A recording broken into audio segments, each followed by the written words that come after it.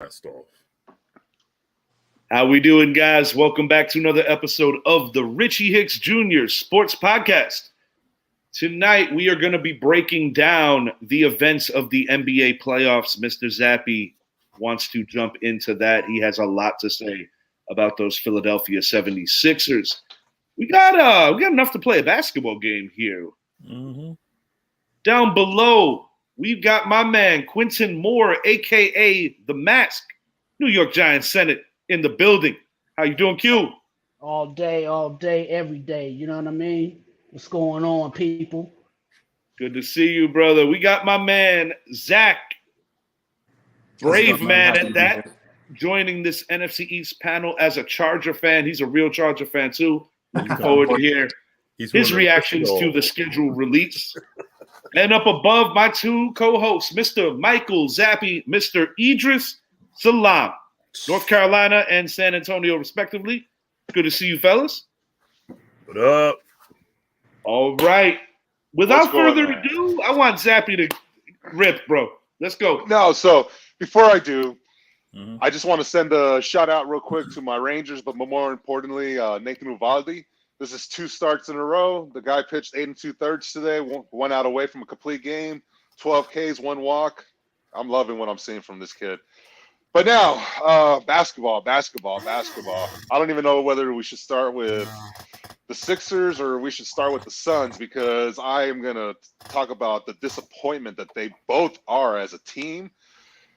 I'll start with Philly, because I'm gonna build it up, and then we're gonna go over to the Suns, but anyways, you had the opportunity to close this series out tonight. You won a critical game 5, took the series lead. You go home. You have control of a lot of the game, and then you just choked the game away. You had Jason Tatum shut down the entire game, and then you just start playing defense on him. Granted, he did make some nice shots, but whoo, Philly, you're a bunch of chokes, man. Just like their fans, a bunch of chokes. and when I look at the Suns, and shout out to the Nuggets winning 125 to 100 today. The Nuggets showed up, man. They shut down Phoenix, and to lose by 25 points. So you mean to tell me that they lost by more than Kevin Durant scored? They lost by more than what KD scored. This is the guy that we have been. Look, I love KD. Man. There was a day I loved KD. Everyone always makes comparisons about the Warriors and this and that. Look, the Warriors did not need KD. KD needed the Warriors, and it has been on full display ever since he has left that organization. That's a valid point, Zappy, because he hasn't won shit before or after his time with Golden State. Steph Curry won last year without him and won before his arrival as well. Mm-hmm. And even the man who started the super team, the guy that you guys are going head-to-head with, LeBron James. I'll be honest, dude, even his legacy is in a better place than KD because he's won with multiple organizations. Like him, love him or hate him, LeBron has done that much. I will give him that. Yeah, and the one thing I won't take away from KD is his greatness as a shooter. But aside from that, no, I can't put him in the same. He didn't show this series though. This series, he doesn't have that switch of like a true dog, like a Kobe, a Mike, and even D Wade for that matter. We seen it with D Wade. Mm-hmm. And it was just, but yeah, we saw it from him early in the series. We're supposed to see it from him to close out the series. Yeah. And from Devin Booker. Those two combined for 35 points. Yes. Your leading scorer was Cameron Payton? Let me say something about Devin Booker. They were calling him the light-skinned Kobe. This man plays no defense. He plays very little defense. He's inconsistent. He'll have his days where he'll light it up. But no. Recency bias is a motherfucker when it comes to that. I'm sorry. No. Because, I know they didn't have Chris Paul. They didn't have Chris Paul last game. But they got beat worse this time than they did last time. Yeah. Where was Devin Booker? Where was freaking K-Trey? Where were they? They were supposed to pick it up. Bro, they haven't been right in these kind of situations since blowing that 2-0 lead against Milwaukee. Yeah. And a lot has happened since that NBA Finals. I mean, Milwaukee's looking for a new head coach. There's some grumblings that Giannis might be moving out. You know, Q's dog agrees. Shit, both Oh, my he's dogs right. agree. Yeah, Q, I mean, come on now. Come on. Right there. We're talking Philly here. We're talking KD, which is like Listen, comparing him to Philly. Look. listen, I absolutely despise everything about Philadelphia. Fuck cheesesteaks. Fuck Rocky. Oh my Fuck Benjamin Franklin. and that one bridge they have. Cheesesteaks are Yeah, good. that one raggedy ass bridge they have. That one bridge they have. Right. One And- damn and- bridge. Yeah, and Man. every time I go up there, when I drive up there, I make it a point on I-95 to go off on the shoulder when I get ready to pass by that stadium. I get out, put the hazard lights on, give that fucking thing the middle finger, that stadium the middle finger, and then I I did it 3 keep it times. trucking. I can't Done it stand once. that fucking city. I thought about going up there for the Christmas game. I was like, nah, I don't think that's a good idea because if I go up there, I know I ain't coming out because I'm gonna go to jail. Yeah, neither one of us. We ain't coming out. Not the way we went in. Right, nah. No, it's either death or jail if you're Yeah. talking about the Other. Eagles going to that. One or other. I mean, as we all know, the old school vet, the only stadium in the league that actually had a holding cell. Right. What Right. That screams class like that? That was a dump. Indeed, Yeah, that's it like was. playing on That was a concrete. dump. Many a career were shortened or ended there. Most famously, the great Michael Irvin, former Cowboy great, Hall of Famer. That's, Santa that's the Claus. number one reason why His I career hate ended there that too. that fan base. Yeah, Santa Claus getting pelted by fucking throwing Yeah, batteries yeah. and shit. What's his name? Not Victor Cruz. Was it Victor Cruz? Well, Cruz got hurt in the new. Cruz got the hurt new, in that game. Oh, it was a new one. Okay, it's a new one. In no one. But, you In no know- one. He tore his leg up in the new one. I'll Yeah. tip my hat. I'll tip my hat to the Eagle players showing class in that moment with Cruz. Yeah. But I can't say the same about the fans. But nothing worse than Michael Irvin. I mean, you're talking about a man Right. that for a little bit there we weren't sure if he was going to be paralyzed. Right. And I don't give a shit Right. if you like Michael Irvin or not. You don't do that to a professional athlete, guy who puts his body on the line. I don't give a shit. You don't do that. Right. You know what's, and I'll end with this. It wouldn't surprise me that what happened with DeMar Hamlin, if that was say CeeDee Lamb or any Dallas Cowboy, Mhm.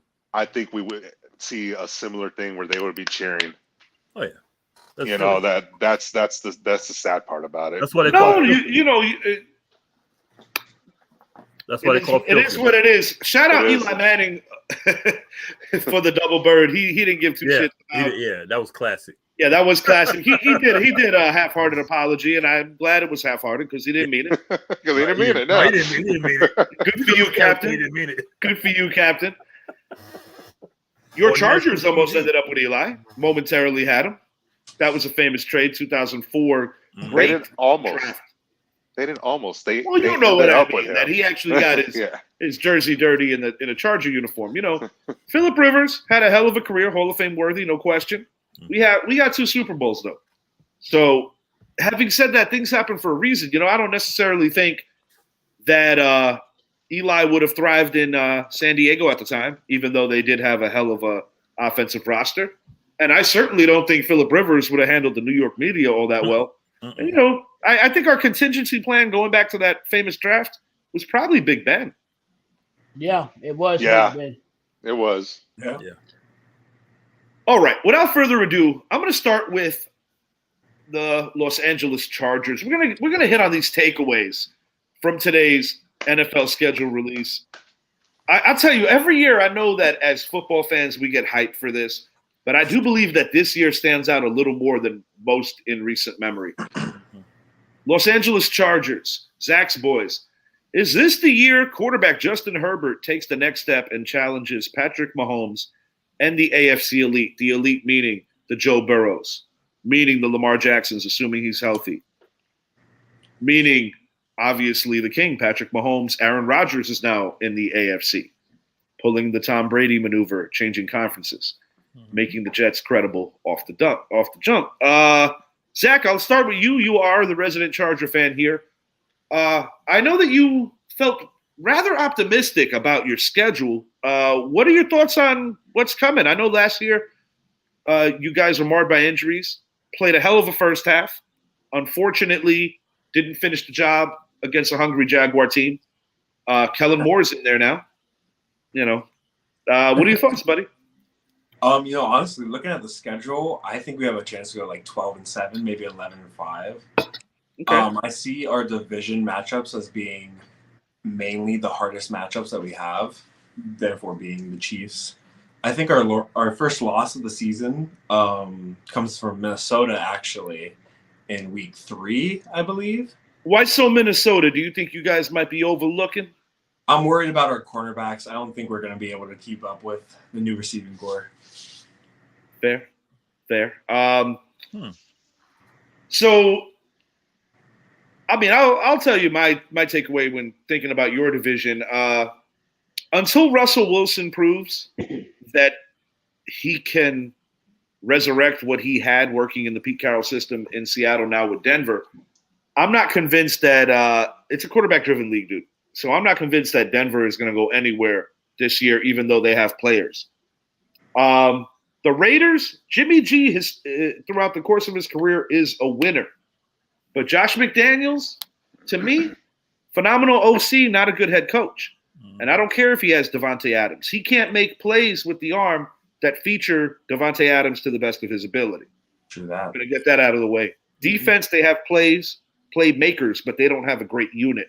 I think the Raiders finished 3rd. And if the Chiefs should run into some injuries or potentially just take a step back, then yes, I do think that a healthy Charger team could be a legitimate threat to the Chiefs this year. I will say that much. I'll say about the Chargers, the one thing that people tend to overlook is the fact that last year, I don't know how many players were on IR. It was going to be hard for that team to win games when you're missing Mike Williams, Keenan Allen, Derwin James, Joey Bosa, Khalil. I mean, the list goes Slater didn't even play. Your stud second year left tackle before the season. And that's the year where those guys take off out of college. Usually year 2. You look at Andrew Thomas, a lot of guys. I take all that into consideration. I don't think that's going to be your first loss. I think you guys will beat the Vikings because I think the Vikings are going to take a step back, and it's looking like a very strong possibility that they're going to move on from Dalvin Cook in the next couple coming weeks. So it's there's a lot of things. Their schedule is actually favorable. I like that. I tend to agree. You forgot about a team though. There's this one team that's coming. You want to know who's coming? Who might that be? Well, he's this guy right here. It's too early for. Oh, you know him, Zach. Yeah, you know him. He's coming. Ask Kelly more about him. That's what makes that game intriguing. That's exactly where I was going with this. Is that's going to be an advantage to you guys, but we're not running Kellen Moore's offense anymore. So that's the other thing about it. And you got arguably the top 3 defense coming into LA. Into a stadium that is literally going to be overrun by Cowboys fans. Every single game. It's another home game for us. I'm excited, man. I think your Chargers are going to be good. I think they're going to give a hell of a fight to the Chiefs, but and I think Herbert's going to earn that contract, even though he's about to sign it here soon. He's going to earn that contract. I'm expecting this team to be. No, Herbert's got all the tools, man. Yeah. But, you take that rib injury into account. I think it was week 2 against the Chiefs last year.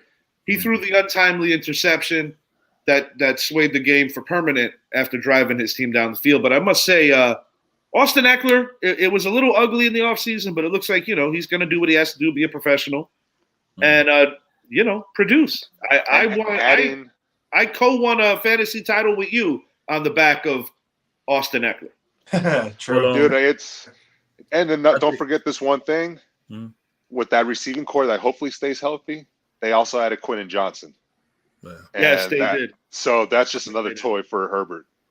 I think I'm calling 11 wins, maybe 12. Reason being, I think they should have changed coaches. I'm not gonna lie. I think it should have changed. Yeah. After that Jacksonville debacle, I felt the They same. They did change coaches. No, head coaches. I know. Yeah, their next head coach is their OC. I never liked now. Lombardi. Oh yeah. Okay, I got you. It's kind of like Dallas with Quinn in the event that McCarthy fails. You might. I think the best move they made was Kellen Moore. I'm going to tell you why. Kellen Moore is a product of Chris Peterson. Chris Peterson came from Boise State, and that's the same offense basically. Justin Herbert ran at Oregon. Good shout out. It's the exact. I think what's that? What the offense that they run? I think it was an air raid. It's like an air raid. No, it's kind of like an air raid, but more like a read option. But it's I think it's like the mother of read options. Yes. And with Kellen Moore, he's got the quarterback he needs to run his offense. Austin Eckler. I mean, I think they're going to push KC. I think KC may take a step back because I think losing Eric Bieniemy is going to be I think they'll recover, but I think they'll take a little bit of step back. And I think I don't with Jimmy G going to the Raiders. I don't think there's going to be much of a difference because Derek Carr wasn't a bad quarterback. No, he's better than Jimmy G. I think the Raiders are going to be quietly good this year. I think they will. Denver, they got Sean Payton. With Jimmy G, he doesn't do anything spectacular, but he's not going to lose you the game. Well, he's not going to lose you the game. Yeah, that's all you need. And I think, like with Denver, they got Sean Payton. Oh. Like you said, I need to see Russell Wilson because so far what we're seeing from Russell Wilson is like he was a product of Pete Carroll because Gino was doing the same thing at 32 years old, having a career renaissance. Well, not even a renaissance, just the first time that he truly dropped his ball, so to speak. You know, I mean, we didn't see that with the Jets. We certainly didn't see him push Eli Manning when he was a member of the New York Giants. Nope. So I think San Diego. I keep calling them San Diego. It's all right. They were San Diego long enough. They've been gone from San Diego for a few. I can't stop calling San Diego. I think they'll push the chart. They'll push the Chiefs. I think they'll make the playoffs. I think you're looking. I think they're a top 4 AFC team, to be frank. Assuming that they stay healthy. Health is so vital. This is the year that Herbert needs to make that jump. Yeah, but he has to make this jump this year. He has to. He's been good, but dude, you got to win a playoff game. I know. Well, I mean, the defense. I know they've been hurt this past year. They were hurt, so I mean. Yeah, I was gonna say the defense also had to stop the Jaguars from scoring. It was just crazy that they overcame. That the Jaguars were able to overcome Trevor Lawrence's 4 picks because Trevor was co-owner of the interception lead last year with a quarterback that plays in AT&T. With my boy, Mr. Prescott. But Trevor Lawrence is a hell of a quarterback, though. You know, I think when you see like how he led his team after that shitty first half speaks volumes about the kind of leader he was. Going back to Clemson, and Zappy and I could speak on this. We're Notre Dame fans, but you also gotta look at Doug Peterson. You know what I mean? Yeah. Oh, no doubt. Oh no, great nurturer for young quarterbacks. Yeah, he's a product of Doug Peterson. You know what I mean? With the coaching, because think about it, Philly really wasn't getting over that hump until Doug Peterson got there. Yeah. That's valid. Look what he did with Nick Foles. And yes, thank you. They lost Prince Harry and they didn't lose a beat. Right, exactly. Carrot Top or whatever the fuck his name is. Mr. Pennsylvania. His name is unemployed. Pennsylvania. They lose him, and Nick Foles comes in, he does his job, and they end up going to the Super Bowl, winning the Super Bowl, and Doug Peterson's like a hero and shit, and everybody's like, they want to replace the fucking Rocky statue with him. At least it's a real championship. At least it really happened. Yeah, exactly. You know, Yeah, pick mythological championship that's on, you know, that's by the Motion Picture Association of America and shit. It's the real Yeah, shit. I wasn't sure, man, because you know, if I wasn't such a movie guy, you know, I could have just assumed that the Rocky statue was from Ancient Aliens. You know, what do I know? Nah, I thought that shit was Jake LaMotta. Yeah. What up? Yeah. Once again, it's something that really happened. Right. But then again, You might have lost to Ray Robinson I said, 8 look, times. Right. I told them Philly fans, I said, look, man, y'all got a drug problem, okay? The fucking Liberty Bell's on crack. Yep. They eat horse shit and everything else. Yeah, you eat horse shit. Yeah. The fecal matter after a Super Bowl victory, that's That's just come on. Yeah. I want to know how that guy's doing. I want to send him a get well card. He got to have hepatitis, man. That's hepatitis. Disgusting. That is so disgusting. Man, that motherfucker probably sitting in the hospital right now with all kinds of tools running out of his ass right now. Like, oh my God, what the fuck did I do? I won't see the next Super Bowl for another 6 years. I'll say this, you know, because we're talking about the schedule of the Chargers. And, yeah. No, look. I'm gonna take it back to the Chargers. I'm gonna say something positive about them. There's obviously something that the NFL knows. Mm-hmm. The scheduling committee, because the Chargers are tied for first with 3 other teams with the most primetime games this year. Right. So they know something. So there's a reason why the Chargers and the Chiefs each have 6 primetime games this year. Kellen Moore and Justin Herbert. And combination. So you know there's a lot. This Charger team is going to be an exciting team to watch this year. Yeah. I loved that we got rid of Kellen Moore, but I hate that we got rid of Kellen Moore. He needed to go to succeed, go somewhere that fits his style more. He did, just like Richie said. In Dallas, we're built to run, you know. So you both might be better after the divorce because that's another reason why, Rich. It's not that you know you wake up one day and you don't know how to coach. Sometimes a change of scenery is best for all parties concerned. Yeah, it is, man. And on that note, we're going to move into your team, Mr. Zappy. Well, you know. Is this the last stand from McCarthy and Dak era? If they don't, at minimum, make the NFC title game. That is a question, Zap. I'm not going to get that far into it yet. We still got to get through training camp. We still got to get through all that. You got to get through the injuries. I mean, it's Dallas. It's America's team. Yes, I'll. You got to get through that ass whooping that we're going to put on you. You know, there's a few things coming. A lot of stuff coming. Man. You guys ain't even a team in Mexico. All right, check this shit out. And that's why I can't stand when they say it's America's team, because Mexicans don't even claim Dallas. And they were and Dallas was part of Mexico at one point in time. Indeed. It was. Indeed. Look that shit up. Look that shit up. That's the Louisiana Purchase. Yep. See, my beef with calling them America's team is like, how are you going to be America's team when the president got capped out there? Right. Right. But anyway, back to football. Where did Zappy go anyway? I'm right here. Disappeared? I'm right here. Okay. I was like, bro, don't disappear. Got a point there. Yeah, the president. Yeah, you killed Dallas. You know? Where is Lee Harvey Zappy right now? What are you doing back there? Lee Harvey Zappy. What are you doing back there? Who shot Lee? Hit him? Rudy Ray Moore. Rudy Ray Moore. Jack Ruby. Jack Ruby. Jack Ruby. All right, Zap. I bet Jack Ruby. Zap, your team. What stands out to you on the schedule, Zappy? Well, like the Chargers, Chiefs, and the Bills, we're the only NFC team to have 6 primetime games this year. We're America's ticket. I kept telling you, Richie, that we're going to open on Sunday Night Football.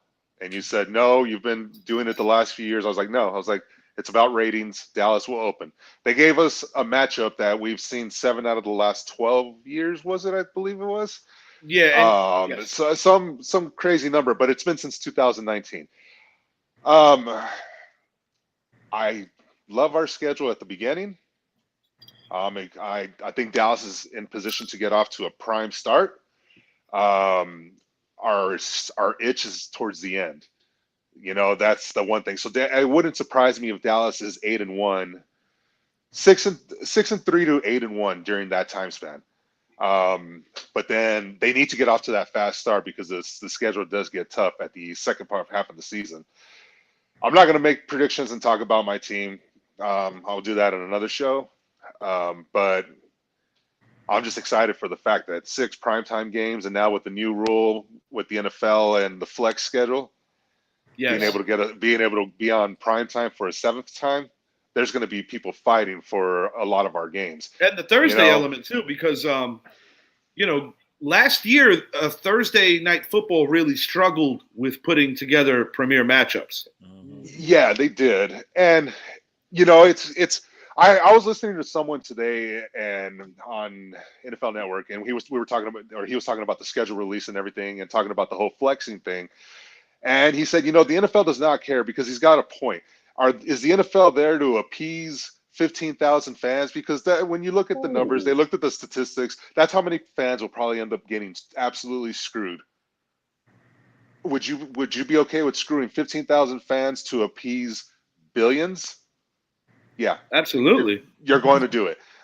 So I'm excited about that aspect, because there's one of the games is the Jets at the Browns, on Thursday Night Football. That's going to get flexed. I'm sorry. That game is going to get flexed. I don't see, looking at everything, looking at how each team in the AFC has built, I just don't see the Browns in that level. I don't even see them ahead of Pittsburgh right now. No. So they're finishing last in that division, in my opinion, because I can't bet on Deshaun right now. He missed too much time, and he has the ability to prove any and all of us wrong. But until then, I still have more faith in the Ravens. The Steelers could win that division outright. I don't think the Steelers and Bengals are far from each other in the grand scheme of things. Yeah, no, but they're not. But no, like I said, I'm loving the primetime part. We don't have that many afternoon games. I've already booked the hotel. I'm ready for that Giants game that we're all going to go to. I'm sure it's going to be a hell of a good time. I like our schedule. I like that we're on national television. Also, last year we were 4-1 on primetime games, so that's another plus to it. There's just a lot of things, but it's the storylines behind all the other ones.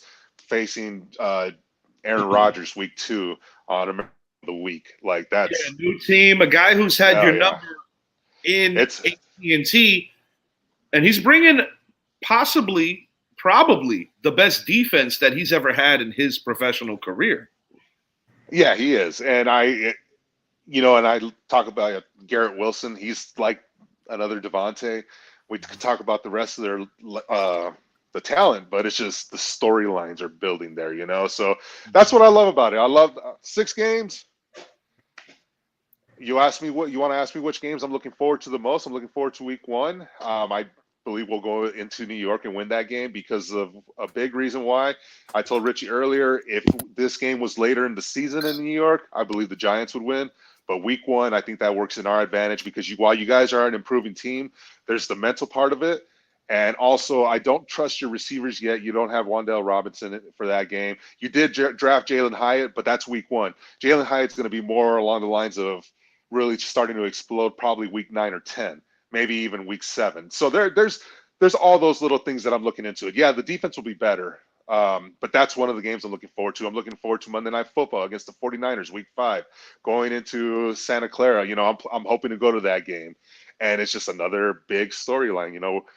How we talked about, it seems like next year is building like the 90s. Look at the schedule. Yeah, it feels a lot like the 90s. Even Zach's team, like Zach was kidding off air about not being alive when the Chargers made the Super Bowl. But they were right on the tail end of the 4 Buffalo ass whoopings by the NFC East. Mm-hmm. And oddly enough, his Chargers are primed to be a top 4, top 5 AFC team. So yes, very much so. You have that 90s feel. I got a question. Yeah, I mean, everywhere. AFC East is owned. I mean, they're powerhouse. There's a reason why the 8 hardest schedules this year are coming from the East, the AFC and NFC. There's a reason why. These are the 8 hardest. When the Giants play Dallas, got a question. Anyone can answer this. Mm-hmm. How many interceptions does Dildo Dak throw? 1. Bringing in bringing in Brandon Cooks and then also bringing in Schoonmaker, our second round pick, is huge because while I did like Dalton Schultz, the big thing that Dak was missing last year, and then to argue about the interception thing you guys were talking about, if you actually look into it, and because now they're starting to look more into what caused the interception because of the technology we have today, only 7 of his picks were his fault. So these are all balls that were in receivers' hands that ended up in the defender's hands. That's how it was for Eli, but nobody gave Eli any type of love. I agree. Nor Mr. Favre for that matter. I absolutely agree because there was a point. I mean, going back to the 49er game, I was pissed at him. Of course, I hated him for a while. Of course, but then when you break down the game a little more, I was pissed even more. But well, then you got anything to be pissed about was the Kittle play. That was absurd. That was absurd. Yeah, that was, I mean, dude, I don't even care what I'm rooting for in that game. I want to, I want to see a well officiated game, no matter who the hell's playing. No, yeah, but to say about Dak, the one thing is when it's prime time, and when it's against the NFC East on prime time, he shows. And that's a fact. That's not an opinionated statement. That is an actual fact. And that's the other thing I'm looking forward to. So yeah. But the one thing he was missing this past year was Amari Cooper, and bringing in Brandon Cooks to be that now, that's huge for Dak. Without going too deep, because you made mention at the beginning of that you're not necessarily giving them. Yeah, I don't. Do you have a vibe about what your record's roughly going to look like? I think it's going to be another 12-5, 13-4 season. This is just right now. We still need training camp. We still need other things. Because if there's one thing that Dallas did great this offseason was they didn't go crazy and reach for free agents. Instead, they said, well, what's worked for the Rams, the Buccaneers, and other teams? Oh, they went out and got veterans that have succeeded in this league that are still somewhat in their prime. I would say it's a happy medium if you want to have the sustainability, though, because in the Rams and Buccaneers case, it was for it all, and now they're going to be suffering for a while. Right, and that's the key, though. It's all about finding the happy medium. We didn't do it for it all. We did it for 2/5. Yeah, I think that's. But so that's why relative. That's why even if it doesn't work, you didn't give up anything for it. So does Mussolini Mike? Does he make it through the season? If I'm not, but yeah, if Mussolini Mike, let's say he does. No, I was gonna ask a different question. Let's say it's another one and done. Oh no! If it's, I thought through the season he's gonna coach the season. I think they got to make a title game for Mike to be safe. That's my honest opinion. I think it's a title game for him and Dak, even though the talks about Dak and the extension. But at the same time, I think Mike and Dak might be around for a while, and I think Dan Quinn is too, because there's one thing Jerry can do because it doesn't count against your salary cap is pay. And I think he might be giving Dan a couple extra little dollars, I liken it to what's happening, maybe not on the same level because it's two different teams, but I liken it to a level with Rivera and Bieniemy, because you don't bring in Eric Bieniemy and basically hand him the assistant head coach if Ron isn't like on the banana peel, so to speak. Yeah. Last year, not even knowing the playoff breakdown for a guy that's been around the game as long as him, that was bad. Right. But the one thing you're forgetting is we're talking about Jerry Jones. And if you really look at Jerry and you look at how he is with coaches he has relationships with versus coaches he doesn't, Mike McCarthy has a pretty strong relationship with. And we see how long it took Dallas to move away from Jason Garrett. It kind of feels like this is going to be one of those situations that Mike McCarthy, if he gets us even to the divisional round, then Dallas might sit there and say, is it Dak or is it Mike? Well, it didn't work with Kellen Moore and Mike. It didn't work with Kellen Moore and Jason. So there's a lot of things that you could look at on and I must say this before we move it along, or before anybody else wants to add something to the Cowboys here. What I don't like is that you look at Dan Quinn. When you think about Cowboys football in the year 2023 and what we witnessed last year, what is the catalyst of what keeps this team in games? It's the defense. You have the best defensive player, one of them, in Micah Parsons. Top 3 to 4 defensive player in the league. He's on a short list of guys. He is special. I will say that. Mm-hmm. But yeah, my thing is, if Dan Quinn gets the head coaching job, you can get your specialist for offense to enhance what you're doing there. I do like the Cooks pickup. I will say that. You were in a position to let Dalton Schultz walk. And I still think you don't lose much there. But I must admit, if I'm a Cowboys fan or just somebody watching the league, I'm not sold on Dak. But I do think that they got him enough toys to get this thing further than it's been. At the end of the day, you got to see how they do it. Because your schedule and our schedule is almost flip-flopped. You guys have it tough at the end, where we have it easier at the end. Mm-hmm. We get tough early. 7 to 10 games on the road. Yes, that's why it's imperative for our team to get off to a good start. And I guess, you can say the same for yourself, Zappy, because you don't want to underachieve early, and then you're like, oh, shit, it's week 8. We don't have the record that we should have. Dallas has a schedule to get off to a fast start. I emphasize, even with New York, and it's no disrespect towards your team. It's just because I think if there's one thing that this team has a lot, it's chemistry. It's reminded me a lot of 2014 because of this team has had continuous carryover the last few seasons. And this goes 2020 before we had that defense. We still have a number 1 offense in the NFL, and now we have a top 3 defense. It's going to be fun. It really is. It's really going to be fun. Dude, I'm excited about the Giants though. What do you feel? What do you guys feel week 1? What do you feel about your schedule? You guys have 5 primetime games this year. Okay. Yeah. First NFL team, the New York Giants, scheduled 7 of the first 10 on the road, trying to maintain their success of last season. Games that stand out to me, obviously, the in-house rival Jets. We got the Cowboys, your Cowboys, weeks 1 to 10. At Eagles Christmas Day, 7 out of 10 on the road sucks to a level. Mm-hmm. But when I take into consideration that 5 of the final 7 are at home, it's imperative to have a good September. And what I mean by a good September, not necessarily 3-1. If you come out of the gates 2-2, I think that you're setting yourself up to go into October and to basically just kind of loom around 500. You always want to be above 500. When that schedule gets soft, that's when you want to start hitting your stride. And I do believe that Joe Schoen and company, along with Brian Dable, who actually made his first legitimate draft pick this past year, I think they did what was necessary to not just draft players on filling holes. I think that they got value in every conceivable round of this draft. And, we locked down, in my opinion, the best nose tackle in professional football, and Mr. Dexter Lawrence. We're reopening talks with Saquon. We're going to see where that lands. But the Hyatt pick, man, I was thrilled with that. You're getting serious value in round 3. Yeah. As the schedule goes, this is a team that last year came out of the doldrums after a very dark decade and proved a lot of naysayers wrong. And I will be the first to admit, and Q would back me up on this, as would Idris. Last year was beautiful, but we have to play better against the NFC East.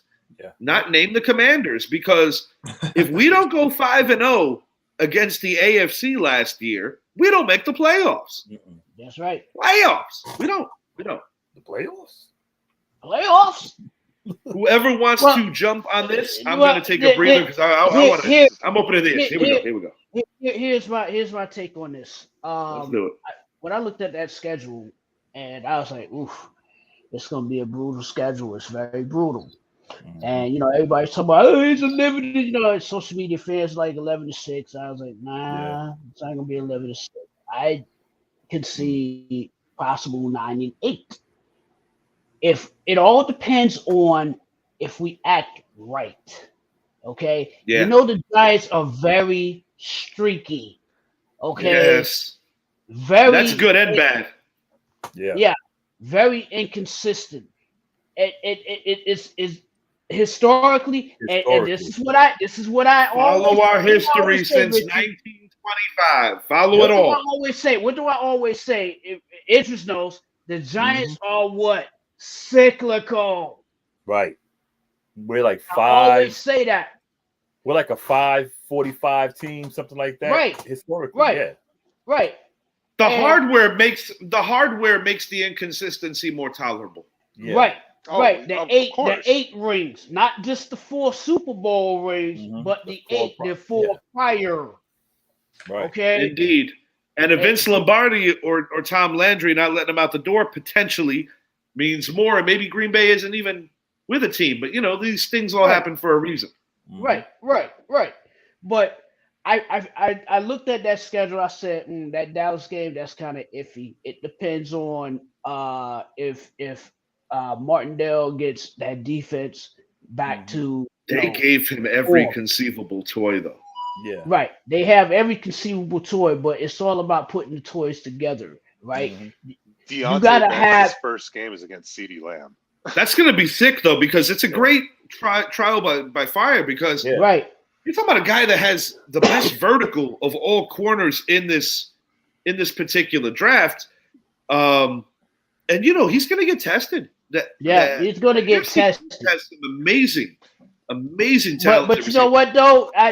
And what I said when we drafted him, I said to myself, you know what? That's Adoree Jackson's replacement. Indeed. Yeah. Indeed. Because the other corner that we drafted in the 5th, 6th round. Yes. A lot of upside that's what- there. Yeah, a lot of upside. He's going to be on the opposite side of Banks. Yeah. And I like what we're doing on defense. It's the offense that concerns me. If that line is not straight, then what? I don't want to end up being like the 2000 Baltimore Ravens. That they had a phenomenal defense, but the offense was dog shit. Yeah. You know what I mean? Which is not sustainable, because even as great as the Ravens were, and we know it as Giant fans, seeing the job they did on us, Right. it's not sustainable if you're not completing an entire team, because that was, Right. what made the 49ers, of course, Jerry Rice, Steve Young, Joe Montana, they get the headlines, but the reality is, or even the New England Patriots 2-decade dynasty, what keeps these teams relevant is that defense wins championships. Mhm. That's right. And that's why even with Mr. Zappi, I understand why he's stoked. You look at Zach's team, dude. You look at the injuries they had last year, J.C. Jackson, Khalil Mack. These are dudes that could contribute in a big way, especially in winning time. Yep. Yep. It's And crazy. that's the thing. That's the thing. I was saying to myself, damn, man, the way this schedule's looking, it's doable, but it's difficult. Next year, I think it's a more easier schedule in 2024. I love the challenge, though. I really do, because I think But iron sharpens iron, right? And how the saying goes, iron sharpens iron. If you want to be the best, you got to play the best. absolutely. What did Ric Flair always say? To be a man, beat a man, You gotta beat the man. Right. Yeah. And it's cool too, because even looking at the Giants, and I agree, Q, I have them as like a 9-8 team this year, possibly 8-9, but it goes for us as well. But you guys were 5-0 against the AFC last year, but at least you guys know that Aaron Rodgers, you kind of own him. He is coming to a great Indeed. situation. That could be a swing game for how it works, similar to a decade ago on Christmas Eve. Right, and it's going to come down to, I believe that that game against the Jets. I think that's a big one. That if you guys can win that game, which I think you actually will, even with Aaron Rodgers having that defense, I don't think that Jets team is going to really be clicking probably till about week 5 or 6. So those are positive things that work in your favor. Yeah. But you look at the way the season would, you have the Cowboys, the Jets, the Patriots, and who's your other? The Cardinals. You could easily be going 2-2, or I don't see 3-1, 2-2, or 1-3 to start off. That's assuming that we win the opener, which is, I'll be honest, it's a 50-50. The Giants aren't the best primetime team. I think they're going to get more acclimated to it as the season moves along. And, week 1's a crapshoot no matter who you're playing. Right. But hard not to feel good about Arizona. 49ers, a typical 49er Giant game's going to be low scoring and driven by defense and a couple of turnovers. Who's taking care of the ball? Seattle Seahawks. I think we got one in the bank to pay them back, and we are home for this one. but they are vastly improved. And in the way too early prediction, I actually think the Seattle Seahawks are going to win the West this year, not the 49ers. That's to be decided. But I would say the ceiling for the Giants, 11-6. The floor would be 7-10. I'm going to go 10-7. That final game against the Eagles is going to be interesting because of the fact that in the event that Philadelphia has things sewed up, because I do believe that as much as it pains me to say this, I still think the Eagles are the big dog in the regular season. Doesn't mean that translates in the postseason. But as of right now, I think I would have to be a hater if I don't just naturally assume that these Eagles are going to win another division title. That doesn't necessarily equate to winning it in January, because I think we're sending 3 to the playoffs no matter how you slice it. Right. I say 10-7. That is my prediction, 10-7. Same here, 10-7. But the difference between winning 8 games and winning 10 games, you have to split with the Cowboys and Eagles this year, because you don't have the luxury of having a cakewalk against the AFC this time. If we go 4-2 in the division, I would be thrilled. I would be thrilled. I would be excited because that you can't go 2-4 and Hell no, not in most years. We won one division game last year and tied the other. That was remarkable. That we. Who is Washington? Are they starting? Sam Howell. Sam Howell. Sam Howell's the quarterback. Sam Howell. First and third. Okay. I like Sam Howell. Yeah. I do. I think you sound like a real optimist, but I appreciate I am an optimist because remember Sam Howell. Yeah, but Sam Howell, remember, was projected to be a top 5 or a top 5 pick his junior year. He decided to go back, but then a lot of his weapons were gone. Yeah, I think Washington has a bigger issue. I'm going to just say this quickly. I think Washington's bigger issue is that by the time they figure out what they're doing on offense, the great defensive players that they've drafted over the years are going to be moving on to greener pastures. I think they're going to figure it out this year, actually. I don't think so. To the tune of 8-9 wins. 7-10. But respectfully, I think that's. I mean, you can't take away from their defense. You can't take away from the fact that they have a really good running game. You can't take away from the fact that they have a very good wide receiver in Terry McLaurin. Yeah, they have some things on that team. Like I said, I'm always going to talk positive and negative about each team, with the exception of the Philadelphia Eagles. But it's you got to look at things that I think Sam Howell's going to work for that team. I really One more thing on McLaurin. You could make a logical argument that he's the best route runner in our division. He can run a route.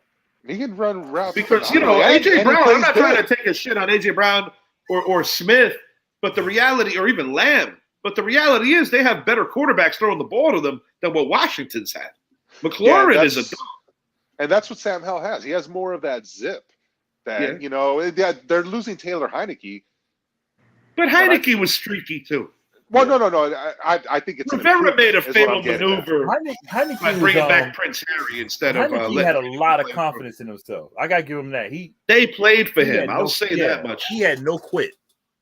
Zach, I want to shoot one at you for a second. You are obviously not an NFC East fan, but this could be the most unbiased opinion here. What is your take on our division?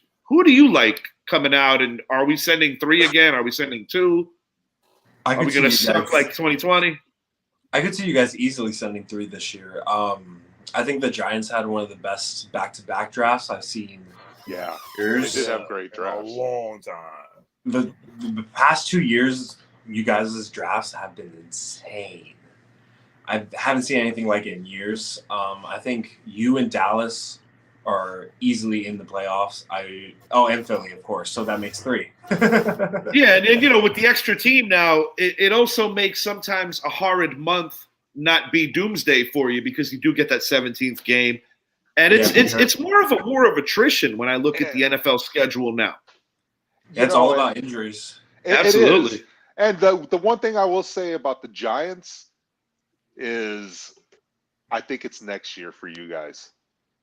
And I'm going to say something. There's a possibility, you alluded to it, that you could go 8-9.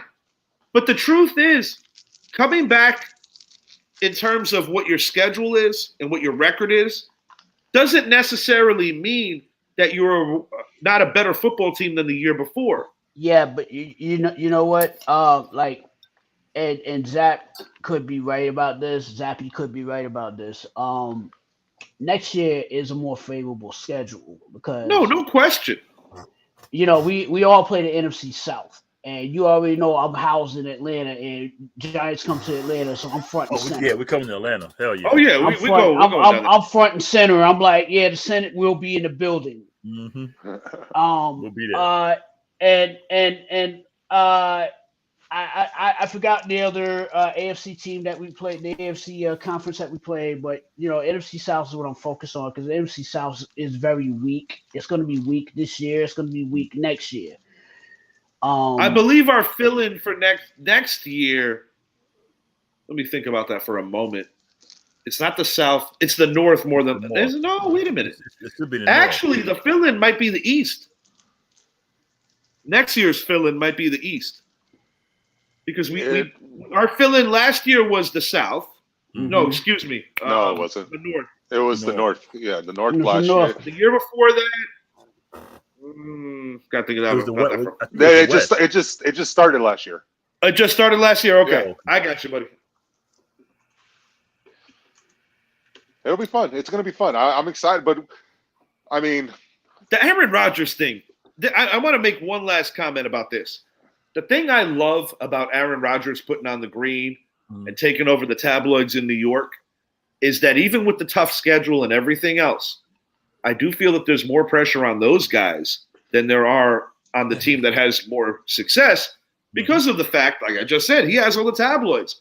Mm-hmm. The Giants are going to be under the radar. So even a rough Sunday or a bad week or some questionable shit that goes on during the course of a year, because it is a roller coaster, is not going to be smashed with the same impact when the Jets are going to be in their own transition. Now, yes, I get the Nathaniel Hackett connection, and it's a good one. I think Aaron Rodgers made the right decision to get traded to the Jets. Jets got a hell of a football team.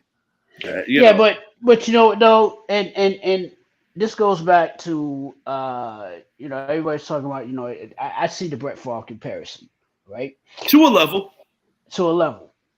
I think if the Jets fail this year, Aaron Rodgers is going to sit down and be like, I'm done. I want to go back in that hole. That's an astronomical fail.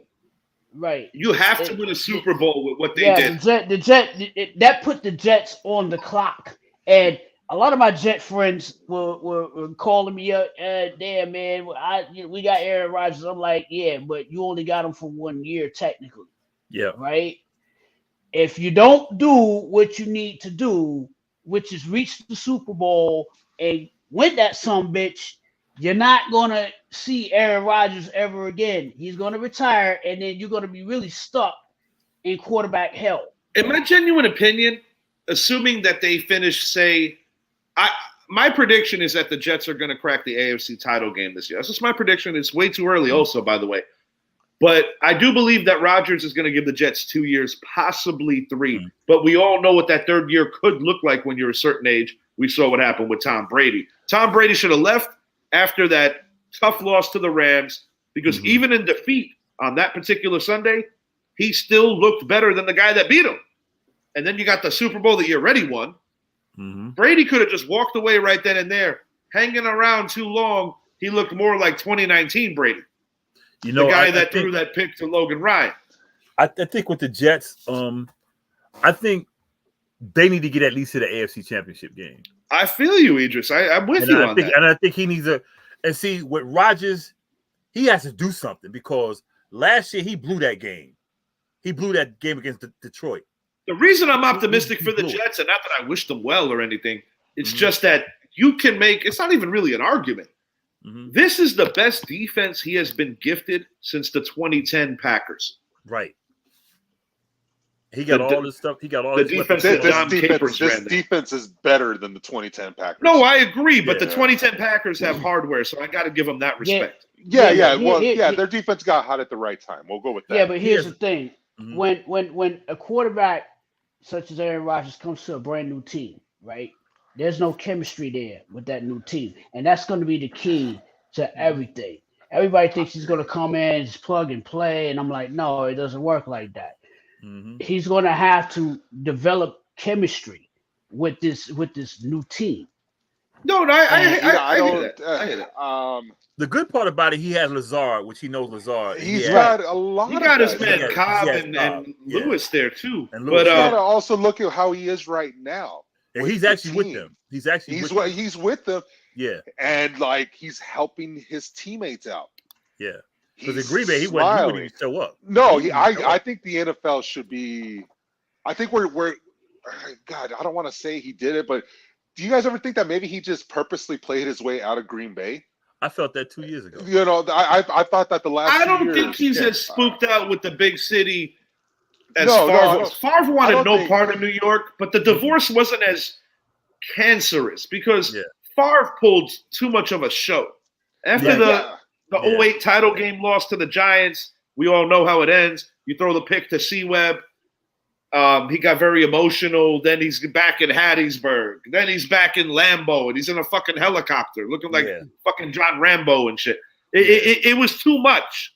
With Rodgers, I think he left more professionally. I put it to you like that. And he said flat out, I'm going to be playing for the Jets. Yeah, it wasn't like he was pulling punches. I actually do think he sees a value in playing for them. I mean, hell, you saw Peyton get lifted to a Super Bowl when he was past his prime. Yeah. And you saw Brady with Tampa in 20 get lifted to a Super Bowl. Because how many years did Peyton carry teams where the defense wasn't on the same level? I almost feel like Peyton earned the right to be carried for a year, you know? Because that last year, Peyton looked like Well, Brock Osweiler's getting the hero comments, you know? Yeah. But let's not forget, Peyton was also coming off of a really bad neck injury. Yeah. I mean, dude, Peyton probably plays 5 more years were it not for that neck. Yeah. Yeah. But as far as Aaron Rodgers goes, as far as this New York Jets team goes, I think Aaron Rodgers is going to have a big year. I think this team gets to the title game. I think this is going to be a good team. And you got to look, I mean, Aaron Rodgers, the way he looks right now with this team, and then the fact that his supporting cast is his team from the Green Bay Packers. He loves being in New York. He played his way. Yeah, I think he played his way out of Green Bay the moment they drafted Jordan Love. And he looks happy, man. So when they drafted I think Jordan the Love, NFL needs to be and it's a rock and a hard place because when you're the organization, you always got to think about the next thing. And one thing that you got to give Green Bay credit for, no matter how you slice it, even going back to the person who quarterbacked before Brett Favre, Don Majkowski was a Pro Bowler going into that season. He got hurt. Brett Favre, Aaron Rodgers. So you have to give Green Bay the benefit of the doubt that they know what they're doing when drafting and evaluating the quarterback position. You got to give them that much. It's almost worked for them for 30 years. Or pretty much 30, as long as I've known what the sport of football is, or as a fan or as a player, But I think with Jordan Love, I think Rodgers was still at the top of his game. And for them to draft the quarterback in the first round, and he's like, yo, y'all ain't tell me what y'all going to do? You know, that was like, right. telling him, we about to get you out of here. And I knew right then, he was like, you know what? And then he had a pretty good year that year, you know? But I think he's ready to get out of it. And now when I look at him in New York, this dude is laughing. He looks like he's enjoying it. I mean, bro, like I'm not trying to be biased. Yeah. As far as I'm concerned, it's the greatest city in the world. It's scary. Yeah. The last 3 Super Bowls have involved that quarterback going from one city that he's been with his whole career to a new city that was a quarterback away. Yeah. And won the Super Bowl. Like, not to compare it, but it's just whenever it's a fresh start. And he got the guys from Green Bay with him. So he knows who he's throwing to. It's the same thing when Tom Brady took Gronkowski over to Tampa. I'm sorry, this Jets team's going to be good. Fellas, we're coming up on the final 50 seconds of the show. Anything that you guys want to say on the way out? F Philly. No, just reminder for everyone out there. Yeah. Two big game 6s tomorrow with the Knicks and the Warriors trying to keep their seasons going to play one last game on Sunday. Knicks and Warriors both force a game 7. The NBA loves their game 7s. Knicks, don't do me dirty. If you have the audacity to win game 6, Don't fuck with me and lose game 7 because I would be Right. very nickish of you. Right. 13 seconds left for the panel. Mr. Idris Salam, Mr. Quentin Moore, Mr. Zach Shack, and Mr. Mike Zappi. Thank you for watching. I'm your host, Richie. Like and subscribe to the channel, Richie Jr. Sports Pod. We are out.